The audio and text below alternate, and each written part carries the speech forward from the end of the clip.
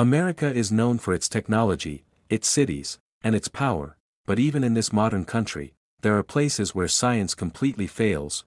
One such place is hidden deep inside Montana. Locals call it the Black Forest. They say if this forest ever calls your name, you don't answer, because if it calls you, you were never meant to leave alive.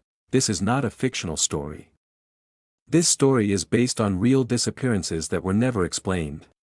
Since the year 1890, more than 300 people have gone missing inside this forest. No bodies, no blood, no final phone calls, GPS devices stop working, compasses spin without direction, cameras record things that no human eye sees in real time, local police refuse to enter the forest after sunset, and the people who live nearby say something terrifying. At night, the forest listens. Ranger Thomas had worked in this area for over 30 years. He had seen lost hikers, he had seen animals torn apart, but the fear in his eyes came from something else. Before letting the group enter, he said only one thing: if you hear someone calling your name after sunset, no matter who it sounds like, do not turn around. Because the ones who turn back never see the world the same way again. 5 people entered the Black Forest that day: Daniel, former Army, calm and logical; Sarah, an investigative journalist chasing the truth; Mike, a YouTuber looking for viral content; Emily, a psychology student studying fear; and a local guide. They believed the stories were exaggerations. They believed people simply got lost. What they didn't know was this: the forest already knew their names. As the sun began to set, something strange happened. The wind stopped, the insects went silent, even the trees seemed frozen. Emily suddenly stopped walking. "Did you hear that?"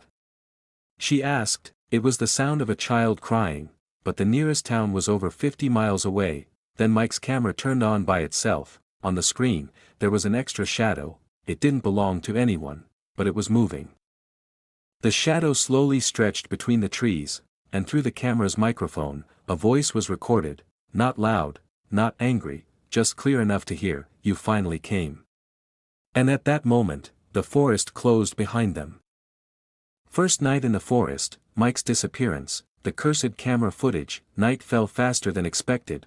Within minutes, the forest disappeared into complete darkness. Not normal darkness, the kind that feels thick, heavy, and alive. Daniel set up the camp while Mike adjusted his camera. Sarah noticed something strange. There was no sound, no insects, no owls, no wind. It felt like the forest was holding its breath. At exactly 9:17 p.m., Mike laughed. He pointed his camera toward the trees. "Guys, this place is a joke," he said. "There's nothing here." That's when the radio started crackling, not static, whispering. Emily froze. "It's saying something," she said.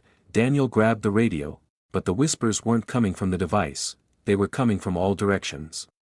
A clear voice cut through the darkness: "Mike." Everyone turned toward him. Mike's face went pale. "That sounded like my brother," he said. Daniel remembered the ranger's warning. "Don't respond," he said firmly, but the voice spoke again, closer this time. "Mikey. Help me." Mike stood up. "I need to check," he said, and before anyone could stop him, he walked into the trees. They waited, 30 seconds, 1 minute, 5 minutes, no response. Daniel followed the footprints. They stopped suddenly, like Mike had vanished into thin air. The camera was lying on the ground, still recording. They replayed the video. At first, everything looked normal: Mike walking, trees moving. Then the timestamp changed. It jumped forward 3 hours. Mike appeared again, standing still, staring into the camera. His face looked wrong, his eyes weren't blinking. He spoke slowly. "I've been here for 3 days, Mike said. You people keep following me."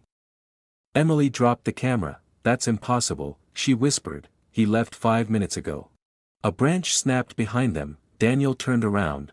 Between the trees, something was standing, tall, too tall. It didn't move, but Daniel knew one thing for sure: whatever it was watching them learn the truth.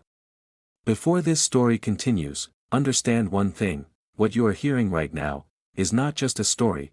Every case in this forest ended unfinished, every file was closed without answers, and the next part of this story reveals something that was never meant to be shared publicly. So if you want to know who survives, who doesn't, and what truly lives inside the Black Forest, subscribe to this channel right now.